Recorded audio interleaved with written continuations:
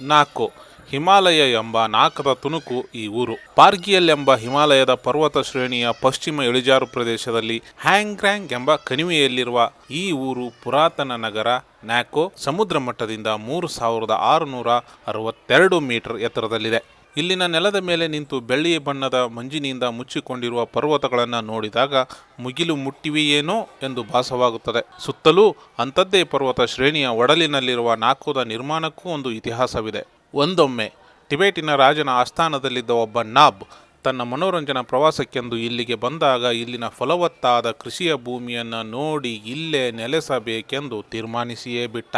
Knob ತನ್ನ ಹೊಸ ನೆಲೆಗೆ ಕಂಪಾ ನಾಬ್ ಎಂಬ ಹೆಸರನ್ನು ಇಟ್ಟುಕೊಂಡು ಜೀವನ ನಡೆಸಿದ ನಾಬ್ ಮತ್ತೊಮ್ಮೆ ಟಿಬೆಟ್ ಕಡೆಗೆ ಮುಖ ಮಾಡಿರಲಿಕ್ಕಿಲ್ಲ. ಜನರ ಬಾಯಿಂದ ಬಾಯಿಗೆ ಬದಲಾದ ಕಂಪಾ ನಾಬ್ ಈಗ ನಾಕೋ ಆಗಿಯೇ ಉಳಿದು ಬಿಟ್ಟಿದೆ. ನಾಕೋದ ಈ ಇಡಿಯಾದ ಸರೋವರ ಮುಂಜಾನೆ ವೇಳೆಗೆ ಮಂಜಾಗಿ ವಜ್ರದಷ್ಟು ಗಟ್ಟಿಯಾಗಿದ್ದಾಗ ಇದರ ಮೇಲೆ ಕಾಲಿಟ್ಟರೆ ಒಂದು ಹೊಸ ಅನುಭವ, ಅದ್ಭುತ ಆನಂದ, ಅಪರಿಮಿತ.